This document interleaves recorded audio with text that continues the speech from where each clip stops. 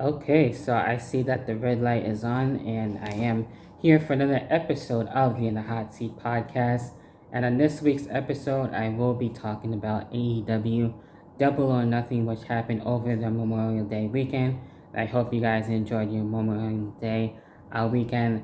On top of that, there was a lot of matches to actually get through. We had about, I want to say, 12 matches on the card, so there was definitely a lot to basically digest and to see what will happen going forward, which will be the next pay-per-view coming for the Forbidden Door between New Japan Pro Wrestling and as well AEW, which will be happening in June. So I'll be looking to review that as well. Also, with coming this weekend, which will be NXT for In Your House and as well for Hell in a Cell. So a lot to actually be able to deal with there when it comes to pro wrestling, especially for the month of June as things basically, in a way, if you want to put it pun intended, heating up, especially as we get closer to the summer months.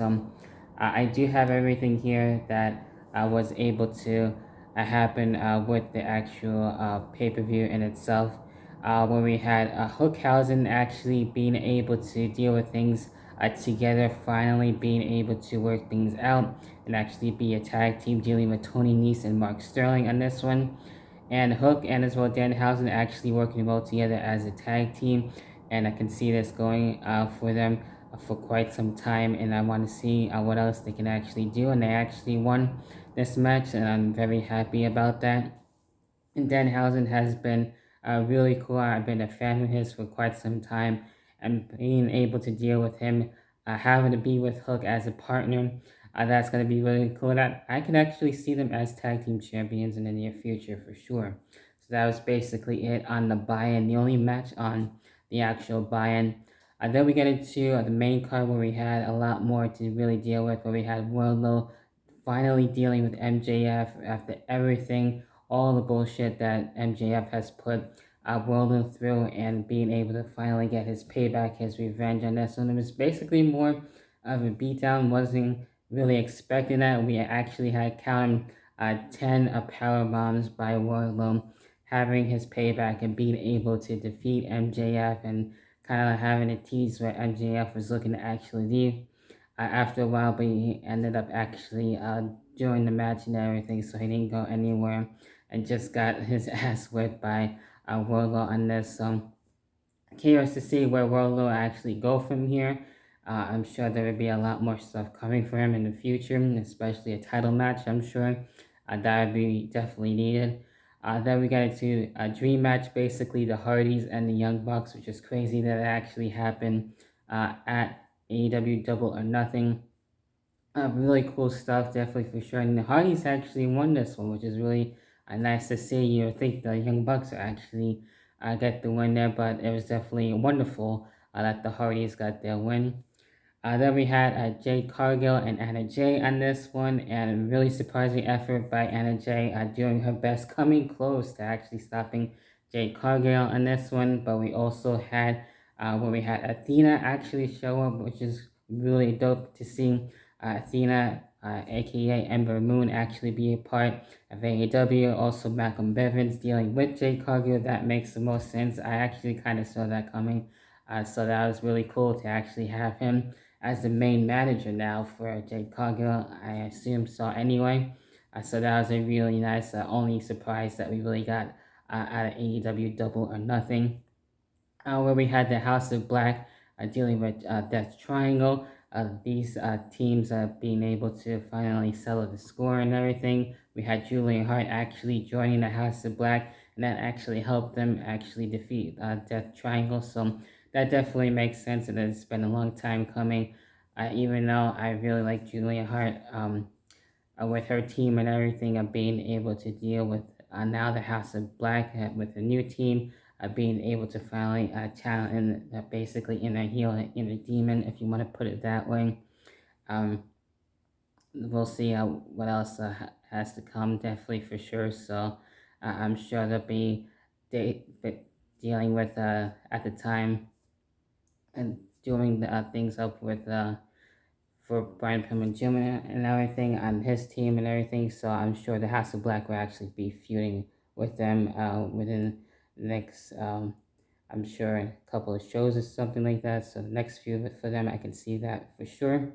Then we get into Adam Cole and his Samoa Joe, of course, one of the matches for the Owen Hart tournament and everything. And it really could have went either or on this one. It didn't matter if Samoa Joe won, honestly, or Adam Cole, and Adam Cole actually was able to move on and go into being the person for the men's side to actually win the Owen Hart tournament. That's really cool there. So that's fine. And then we get into the next one. We had Britt Baker and Ruby Soho on this one.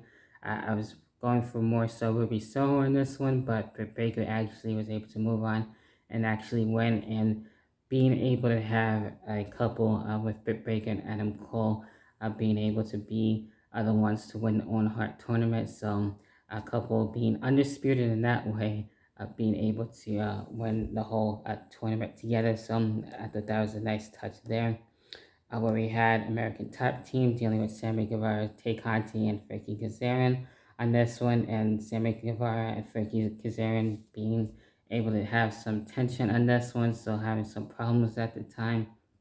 But still, Frankie was able to still stick around and everything. Paige Van Zant and Tay Conti, I really like their interactions with one another, but American Top Team actually got the win. I'm not really mad at that either, so it's kind of weird being able to have them more as the face in this. So it's weird how things went for a turn in terms of that way. So we'll see what happens when it comes to that. Then we get into Kyle O'Reilly and Darby Allin on this one. This one was definitely surprising. I didn't expect Kyle O'Reilly to actually win this one. I thought Darby Allin had this one for sure. I thought this would be all Darby Allin, but Kyle O'Reilly somehow was able to come out on top and actually get the win there. And then we had the women's world title match where we had Thunder Rosa and Serena Deeb finally going at it and everything. I feel like this was more of a must win for Thunder Rosa since we don't really get to see her that much as we should. Hopefully, we will, as of this and everything. Serena Deeb coming close and these two going really doing everything that they can to stop one another, but at least Thunder Rosa was able to retain and keep her AEW Women's World title. So that's really cool, and I'm happy about that. Then we get into the Jericho Appreciation Society and as well the Blackpool Combat Club and dealing with Eddie Kingston and Santana and Ortiz on this one. And this one was what it was, and being able to actually have it be pun intended anarchy on this one. It was kind of like a music video with the music being played and everything. Just having the brawl into the fans and just seeing it all with the insane spots that did actually happen on this one. And surprisingly, the Jericho Appreciation Society actually does get the win. I thought it would be the other way around on that. But it was actually a fun match and one of my favorite matches of the night, definitely for sure. Then we get into the co-main event where we had the tag team titles on the line, where we had Jurassic Express, Team Taz, Keith Lee, and Swerve Strickland on this one. I feel like if it wasn't the Jurassic Express actually retaining, which they did, I felt like Keith Lee and Swerve would actually be the new tag team champions, but it wasn't their time, I guess, just yet, and I'm sure that'll happen next time around. We'll see what happens with that, but Keith Lee and Swerve are actually working very well as a tag team, and I'm sure they'll eventually get the tag team titles at some point. And then we got the main event. We got CM Punk and Adam Page going at it for the world title, and this one a long time coming, especially for CM Punk ever since debuting in AEW, and he hasn't been in a world title match in a very long time. So I really enjoyed seeing both of these two going at it, and at times I thought Adam Page was actually going to win and retain, and these two bringing out the best out of each other and everything. CM Punk found a way to actually win and actually be AEW World Champion, so he definitely deserves it. I'm not too sure who he will be dealing with next with the Forbidden Door coming around, and I'm sure he'll probably be facing somebody from New Japan Pro Wrestling. I can see that. Who would it be? I'm not too sure. I'll leave that up to you in the comments. And who do you think CM Punk will be feuding with next? especially with the Forbidden Door, and to see maybe it'll probably be like an open challenge or something like that. Um, but definitely well deserved, and I'm happy that CM Punk is world champion again. It's been a long time coming for him on that, so that was really cool. So that was AEW Double or Nothing in a nutshell. Everything that went down, everything that happened. Definitely, I would say probably my favorite pay per views as of right now. I don't see Hell in a Cell actually topping that. Um, I am looking forward to In Your House, so that would be actually really fun to see. So that's really not so much of a disappointment. So that's the next main show that I'm looking forward to the most. But we'll see what happens with that, and very curious to see how they'll do the Forbidden Door and who will actually show up and what type of matches we'll get to see on that. So, definitely something different and something to look forward to. So, that about does it for this episode for the In the Hot Seat podcast. If you're watching on the YouTube version, definitely subscribe and hit the notification bell. Leave a like as always, and as well be up to date for my videos as always. And of course, with the Twitch side of things, you'll get to see things early before YouTube actually get to see it. And I'm looking to actually eventually go live on all platforms very soon, just to try that out at some point. So be on the lookout for that. I will be back again, of course, for In Your House and for Hell in a Cell and the Forbidden Door. So a lot to get through with that. But until then, let me know your thoughts of what happened for AEW Double or Nothing. What was your favorite match and everything in a moment?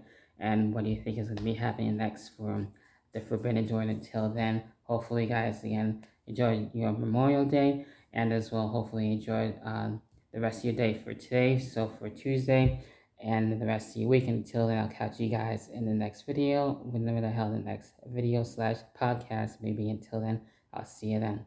Peace.